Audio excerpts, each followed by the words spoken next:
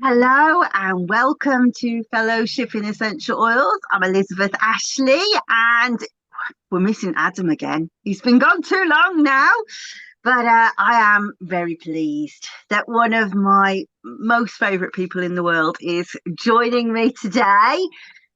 Laurie Glenn, how are you, darling? I'm doing quite well, Liz. How are you? I'm really well, thanks, Laurie. Tell people a little bit about yourselves and then we'll talk about vanilla. Okay. Well, I work for the American Botanical Council as the Herb Clip Managing Editor and have done that for over 20 years. My journey with essential oils began back in the mid 90s, where I was fortunate enough to have David Crow as my first teacher. And when he was, still a practitioner before he became Floricopia. And so feel very blessed that he was my first introduction to essential oils, and then have just continued a journey with them through different teachers and different just experiences with them. And I'm here today because of them. I'm fascinated to know when you've got a horde of oils behind you, what was it about vanilla that made you want to talk about this one? It's the stories that go around vanilla. I mean, vanilla itself, it has a wonderful story in and of itself. But then there's, different mythology stories around vanilla. And that's what intrigued me about it. I think of all the essential oils, well, and all of the flavors and fragrances, vanilla needs a press officer. I just don't understand how anybody can use the word vanilla and make it mean bland and boring. It is such a sensuous flavor and scent, isn't it? I absolutely love it. So I'm intrigued to know about the stories. Tell me some vanilla stories. All right. Well, I think first we need to set the stage for vanilla. It's native to the Gulf Coast of Mexico Mhm. and, the Mayan areas, Guatemala, Belize. Most of the stories come from the Totonacs, who lived in the area that is now Veracruz. Um, so they um, they have an interesting history in and of themselves. One of their capitals cities was named Pampatla, and that means it's the shining moon area, Mhm. but it also was known as the city that perfumed the world because of vanilla. And they also, the Totonacs, that region is famous for their dancers. The Baloderas, and I'm probably pronouncing that wrong, um, of Pampatla. And what they do is they climb this huge pole and then they dance off of this pole. They've got one man in the center and four on the sides, and they just do this intricate swirling. And I was fortunate enough when I was visiting Teotihuacan in 2012, we just were walking through the parking lot and there was this huge pole with dancers on top.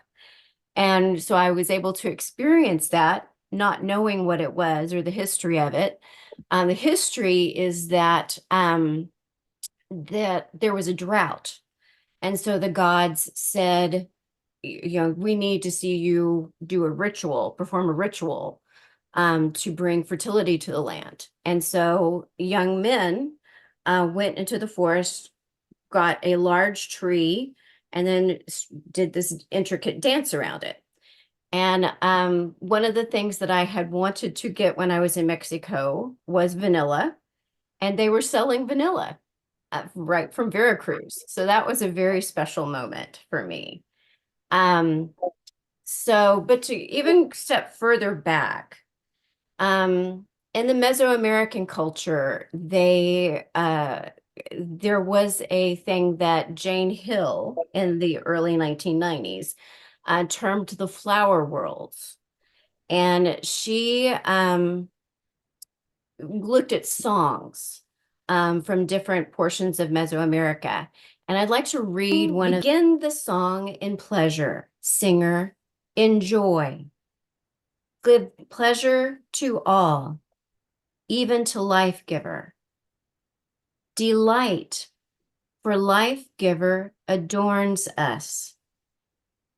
All the flower bracelets, your flowers, are dancing. Our songs are strewn in this jewel house, this golden house. The flower tree grows and shakes. Already it scatters. The quetzal bird breathes honey. The golden flamingo breathes honey. You have transformed into a flower tree. You have emerged. You bend and scatter. You have appeared before the goddess's face as multicolored flowers. Live here on earth. Blossom. As you move and shake, flowers fall. My flowers are eternal. My songs are forever. I raise them. I, the singer. I scatter them. I spill them. The flowers become gold. They are carried inside the golden place. Flowers of raven, flowers you scatter. You let them fall in the house of flowers. Ah, yes, I am happy. I have gathered jewels, wide plumes of the quetzal.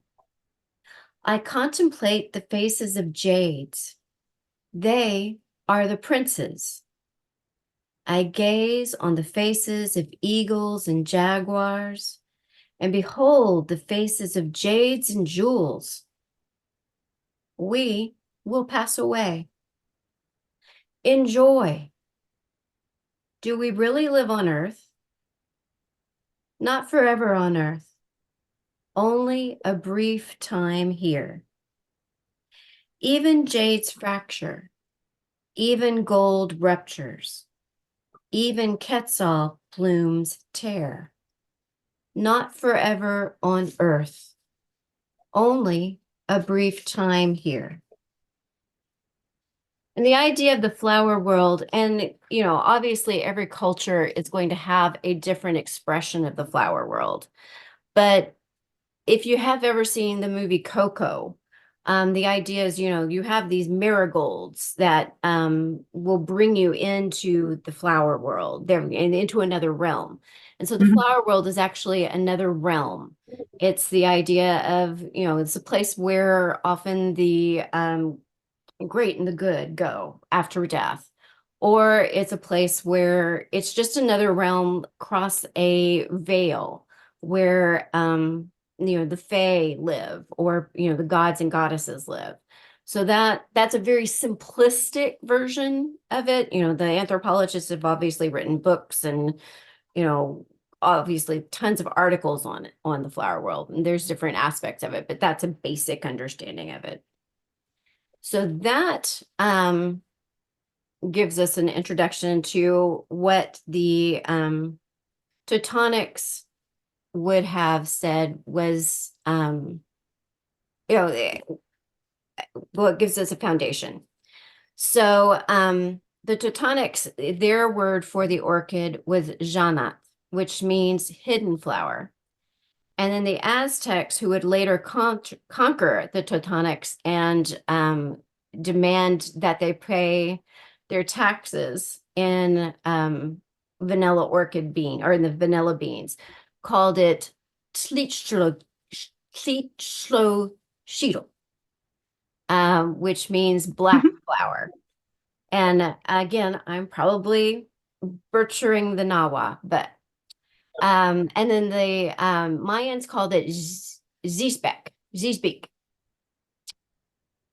So one of the creation stories involves the goddess Xanat, who was the daughter of the fertility goddess. And she fell in love with a mortal man.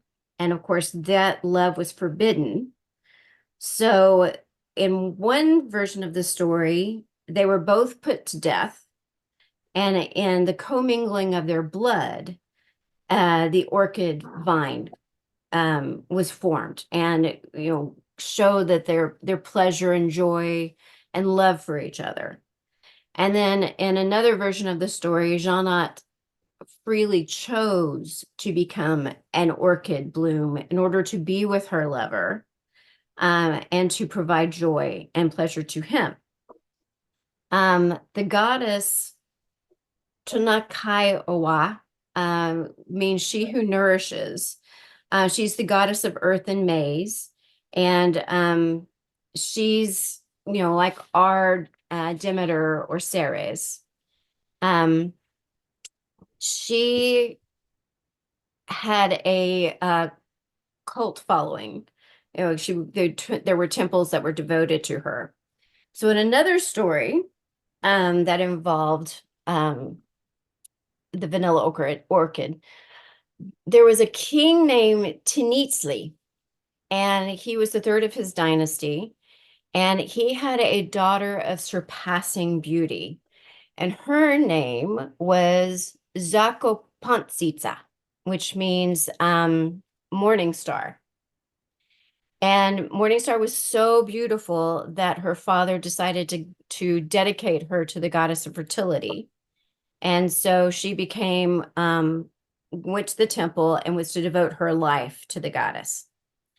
And during the time when she would go and pick up the offerings for the goddess, there was a young man named Katan Ushka, which means young deer. And he saw her and he fell in love. And so he'd watch her from afar, and he was just so in love with her. And eventually, he was, consumed by desire and stole her away. And, the stories on the internet says that, it was a mutual thing, that they both, she fell in love with him as well. So they headed up a mountain, and they ran into this very fierce monster who breathed fire on them and caused them to return down the mountain into the road where the priests of the goddess were waiting for them, and immediately slit both their throats. And then they were taken back to the temple, laid on the altar, and basically were sacrificed. Then months later, they noticed that there was this shrub blooming up, and it grew tall and very quickly. And then after the shrub had grown, a vine started forming around the shrub and would sinuously grow up the shrub and intricately, as if it were a woman's arms enfolding this shrub. And then, of course, the flower bloomed, the orchid flower bloomed, and they thought, oh, well, this is obviously the two lovers who have come together. And so what fascinates me is the idea that, the in all the stories is the idea of the star-crossed lovers who come together. And so what would lead the storytellers to develop these stories? And I think, the obvious fact of you've got this tree of one species and this vine of another who entwines, around the tree. And so different species, but they're, a god and a mortal, joining together. Or, and I'm sure we'll get into this later, but the vanilla is a hermaphroditic plant. So both the, male sexual organs, the female sexual organs are there, but they are separated by this veil. And it requires, a nectarer, to either a hummingbird or a bee or now mostly done by humans, um, to cause that joining together in order the beans to form. Um, and so I can see where seeing those two aspects, these mythologies would arise around those. And then I got to thinking, I've been asking the question to myself, well, all right, so how would, based on the story, then how would the people and the shamans or the medicine people use this plant? Um, and we know it was used by perfume. As a perfume, it was used in incense, it was used in medicine. The Totonacs did not use it or rarely used it as a flavoring. That didn't happen until the Aztecs came in. And the same with the Mayans. They used it in a ritual offering with copal.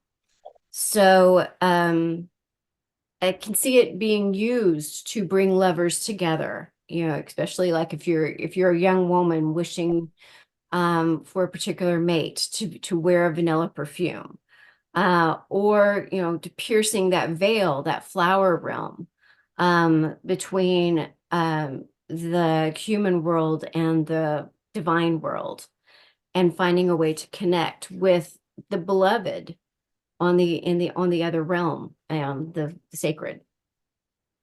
I think what's interesting is there is only one bee, isn't there, that can pollinate the vanilla plant, the Melipo plant bee. So you got this, I got this vision of all these other insects coming, but just nothing happens, you know. So it's almost like this star-crossed lover thing of, well, she has so many relationships, but it's just got to be this one perfect one with this particular bee. And as you say, I think when you're looking at doctrine of signatures, for example, these climbing vines that wrap themselves round, they will often have um, aphrodisiac properties to them. You know, the way that they entwine themselves around things. You can see how people would look at them and go, well, there's this amazing perfume. Although there's not the amazing perfume to vanilla until it ferments. Did you know that?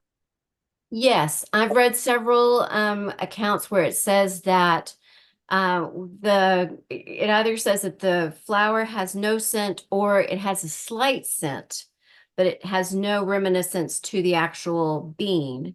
And of course, the bean, when it's on the flower, when it's formed, it doesn't have a scent either. It has to go through this extensive process of being handpicked, and you have to spend it. The pod has to spend 9 months on the flower, and then when it starts to form, the end of the pod becomes yellow. Yeah. That's when they handpick everything. And then, of course, it goes through, and I'm sure you know more than I do about this extensive process of drying and fermenting and then stopping the fermentation and you know deciding what has the best flavor. Um and I don't know much about. I do know is that the yellow pod smells like bitter almonds, and it's only when it starts to go brown at the end, and then they pick it and it ferments, and then it takes on this fragrance that we all know. And as you say, it's very sedative and languorous and aphrodisiac and comforting. I think it's fascinating. I wonder if it's like a westernized thing that it makes you think of baking, because like Victoria sponge and what have you in your nan's kitchen. Wonder if other cultures would have that same association, because it's like the classic cake, isn't it? Vanilla. But yeah, beautiful. So my favorite story about it, I hadn't heard any of those, so thank you for sharing those. That's just so lovely.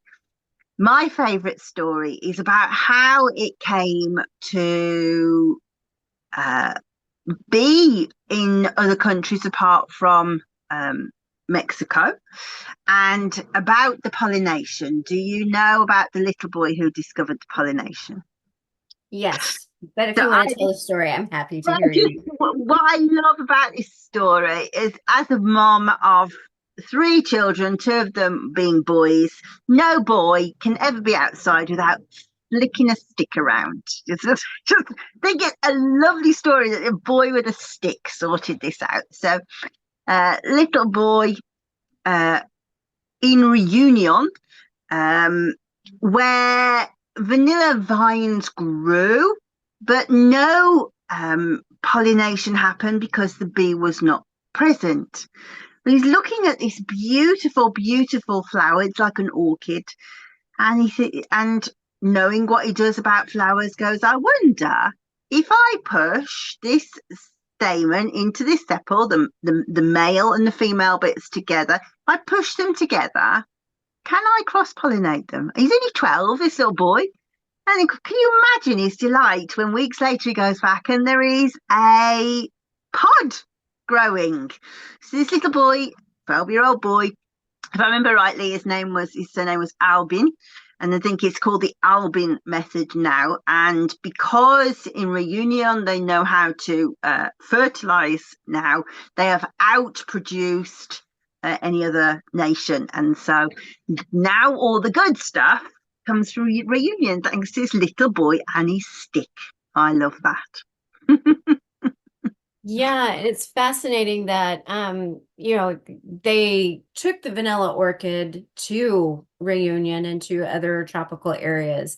And obviously it wasn't pollinated until the little boy came along. And so it had been, decades. It had been blooming, but nothing had happened. And this in 1841, and almost 200 years later, we're still using the same method that little boy came up with. And it's no wonder, vanilla is the second most expensive spice, saffron being the most expensive. And when you see the procedure that it has to go through, in fact, I wrote it down.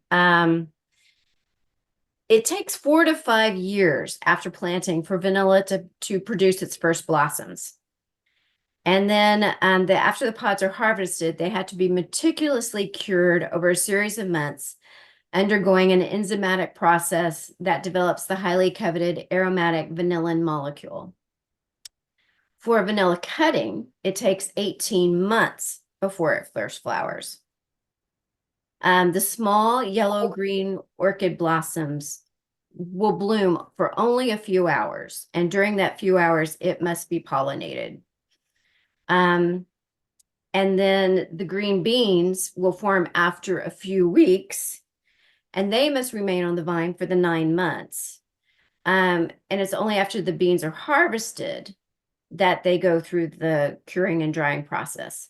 And those processes vary, but the enzymatic process in the live beans must be halted to prevent fermentation. This is accomplished through heating in ovens or blanching in hot water. The beans are then placed in the sun each morning for weeks and sometimes months before they are then placed into wooden boxes and allowed to sweat. So, you can imagine being wrapped up in a blanket. After being out in the sun, they're wrapped in a blanket and, they're sweating out all their moisture. And then there's anywhere between 200 to 250 natural flavor components that develop. And then the entire process from pollination to when they're ready to ship takes about a year. So It's amazing, isn't it? Yeah, it's a fascinating vanilla, even beyond the myth, has a fascinating story. I just think it's enchanting, full stop. You're talking about the film Coco.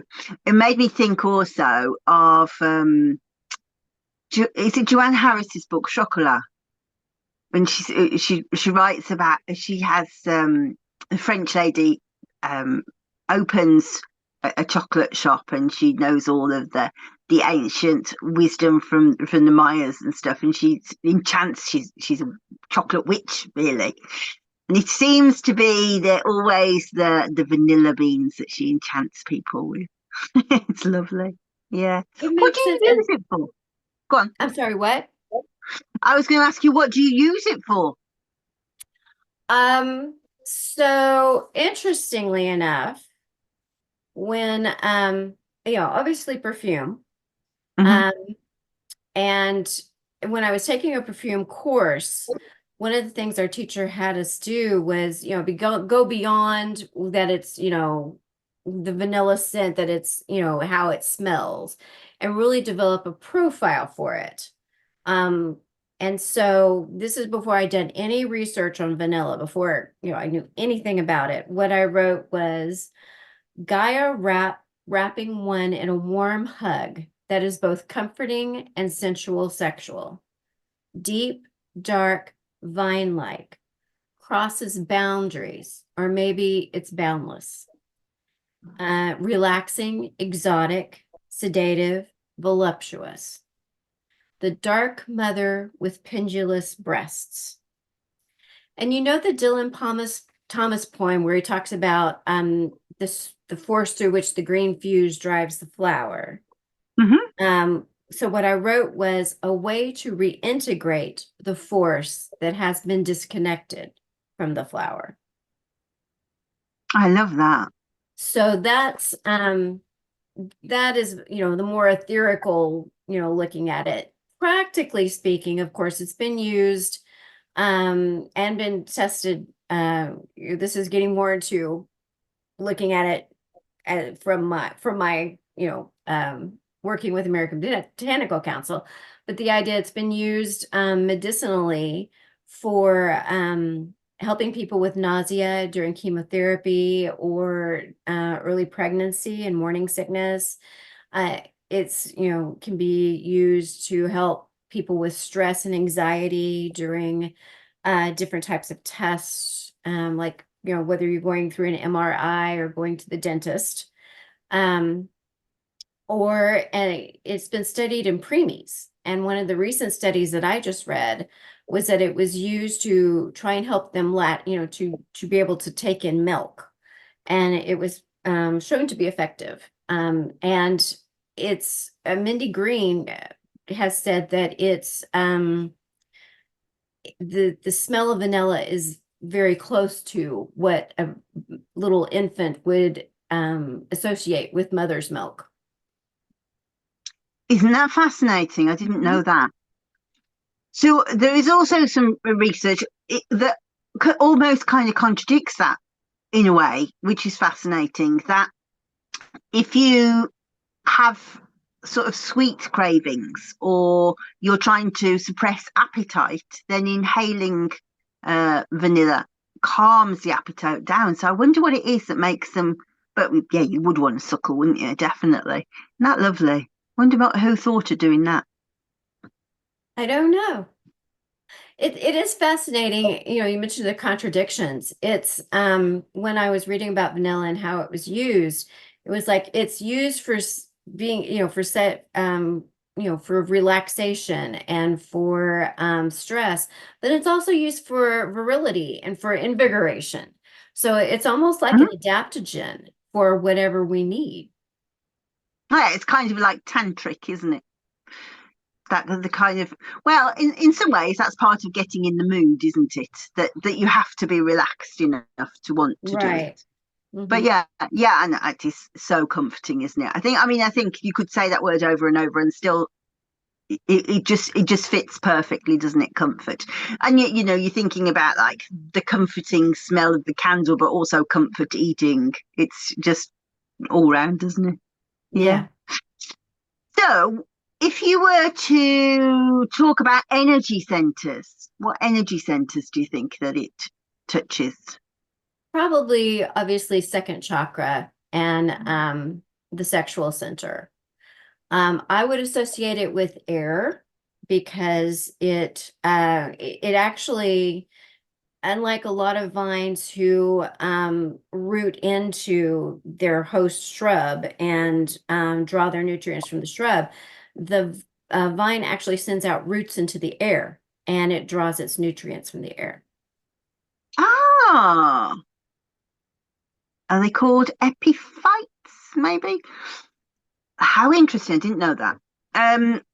And yeah, so I would agree about the the sort of sacral chakra, but I think also, given that we keep saying comforting, I'd go root chakra as well. Interesting that there's a different kind of roots and not in the earth. That's fascinating to me. What about planetary rulership? Any thoughts? Well, in reading, it's often associated with Venus, as in Aphrodite. So I would also associate it with Venus, the planet. Venus and Pluto, I would say, because that's more the sexual side, but also this idea that you're going into a dark place. It's a very dark kind of oil. Incidentally, we haven't said, so it's not, so strictly speaking, it's not an essential oil, right? That's right, is it? Oleoresin? It's an oleoresin. There is a CO2, which is very different than the oleoresin in absolute. Oh, So the CO2 is actually, it's creamy looking, where the oleoresin and absolute are very dark. And where the oleoresin has a more animalistic and tobacco-like sense to it, the CO2 is more of the true vanilla scent. So depending on how you're going to be using it, you would want to look at whether you'd want to use the oleoresin or but in perfumes, it's known to kind of tone down the blend, but also it again, this contradictory thing, it helps to bring forth, like the flower but they do say that you have to be very careful with the amount because vanilla tends to bloom itself after a blend has been put together, and then that's all you would smell. So you'd want to, yeah, it comes thickly then. Yeah, yeah. mhm. So you'd What was want to that? use of course, in a perfume, you could use cacao and, create a gourmand perfume. Or the fir balsam absolute is also a wonderful combination with vanilla and kind of it's that marriage of, I would say, star-crossed lovers. Did you say fir balsam? I'm sorry? Did you say fir balsam? Fir balsam Can't imagine absolute. that at all. That doesn't even sound like it would be nice. I'm fascinated by that now. It's Very a good. beautiful smell. Maximum dilution. Any thoughts? No idea. Yeah, I'd just go 3%. I don't think there's a reason to worry about it. There's no sharpness to it. I don't know about the CO2. I've never used it, but that would be interesting to find out. Yeah. So Adam always says, do you think it's an oil that you need to have? No, I really don't think you need to have it unless you just happen to be in love with vanilla and want to work on, that idea of, your sexual energy, or work with the idea of the mystical energy of connecting with the beloved. Then I would say yes. But just to have on hand, no, you have other ways to experience vanilla, whether it's getting the vanilla extracts. Again, you want to make sure you're getting a high quality extract because a lot of vanilla is not from the vanilla plant. It's just Mhm. synthetic vanillin. So, and that's something we haven't touched on, but a lot of vanilla extracts that you just buy on the grocery shelf are not going to be from the vanilla plant. So that would be I happen to have a friend who goes down to Mexico at least once a year. And so I always say, please buy me vanilla. So my vanilla comes from Mexico. But How yeah, lovely. I love it, I have to say. I always ask for it for Christmas. Buy me an extract for Christmas. Yeah. Very good. So is there anything else that feel you'd like to say about vanilla? I can't think of anything. What about you? How do you use it, Liz? So for me, I mainly use it, as you say, in aphrodisiac blends, sedative, relaxing blends, especially for people who cannot relax, are so pent up. Um, Also, I'm definitely going to be using it for babies for breastfeeding. Now you've said that. And one of my kind of pet hates is people talking about breastfeeding because I think that especially, well, not so much breastfeeding, but like getting kids to sleep because they'll say, oh, put some lavender on. Well, babies navigate by smell. So if you put lavender over your smell, then baby's going to be more distressed, not less distressed. But the idea that the vanilla is very close to the smell of mother's milk is fascinating to me. So I think just like to put a drop on your breast pad so that it goes onto your skin, and then you get milk on your breast pad and you put that pad into the cot. I think it would be fascinating to see how effective that would be. I think that would be really useful. And especially, as you say, with little preemies who don't want to suckle, to kind of want to do that. I think that's, I didn't know that. I'm quite in love with that fact. And I think in terms of babies, another fact that always sits with me, did you know that babies don't have their own cortisol response? No. So this is really interesting. And I think I really wish that they would teach this to new moms, to every new mom. So unless you have some kind of um, adjustment with your cortisol system. So, for example, people with Asperger's, this doesn't happen to. This is one of the things. But most of us will wake up in the morning and we will peak about the cortisol level will peak around about half an hour after we get up, and that's why usually people want to have a coffee to wake themselves up. But our body naturally does it. So 30 minutes afterwards, and then it trickles down throughout the day to help us deal with stress, full stop. And of course, if we are stressed, then we secrete higher levels and it goes up and down, and we'd hope that we didn't secrete too much of it, because then eventually it, cortisol is naturally anti-inflammatory, but if you secrete too much of it has an inflammatory response in the body. But for the most part, we've got this kind of up and then down scenario. But until a baby is 2 years old, they don't have it. They develop it around about or just after the age of 2. Before that, their cortisol mimics their mother's. So this has profound ramifications, I think, for mums who have postnatal depression, because what happens is baby is picking up on mum's stress and screaming, which makes mum worse.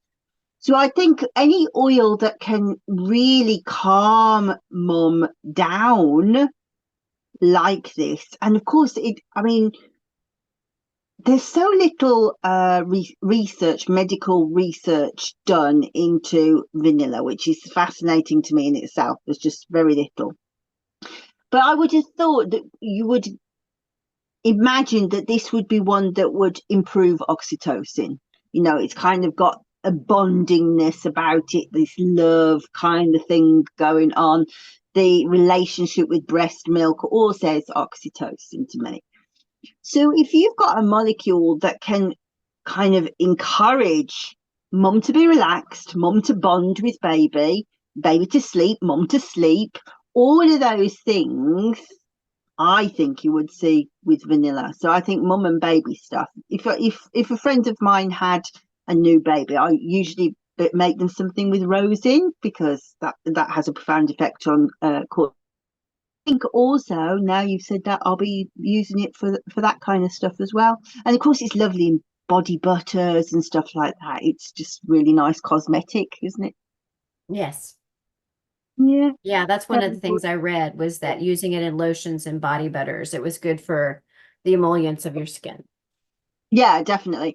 And incidentally, there are people who, we talked about it, like the vanillin molecule is what we're searching after, but there are people who are allergic to vanillin molecule. So if you are, then this is not one for you. But for the most part, I think it's a really good one to just do cozy with. And I mean, cozy is seems like a naff word, but if you make somebody feel cozy, it's a real present, isn't it? I think It is. It is.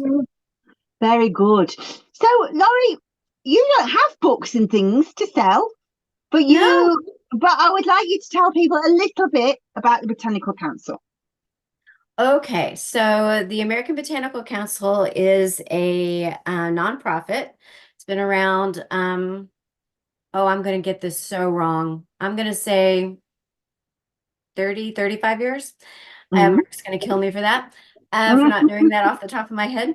Um, and we educate people about the medicinal use of herbs. We have a journal that comes out 4 times a year that's called Herbal Gram. And then what I'm in charge of is called Herb Clip. And what I do is take peer-reviewed articles, and then writers create summaries and critical reviews of those articles. They are edited by a consulting editor. They are also peer-reviewed to make sure that all information is included and is correct, and reflects what we know about the herb or botanical in, in a wider perspective. And then Yeah, those I think. are published twice monthly Yeah, I online. think anyone who's interested in studying plant medicine, it's an excellent resource. Yeah, fantastic. I can't thank you enough for being here, but also I want to say on a personal level, I've had a horrible year, and you've been one of the highlights of it. You've been such a good friend to me. Thank you so much for always being there. Thank you, Liz. You have been a delight in my life as well. Say bye, Laurie, and we'll see everybody soon. Bye. Bye bye.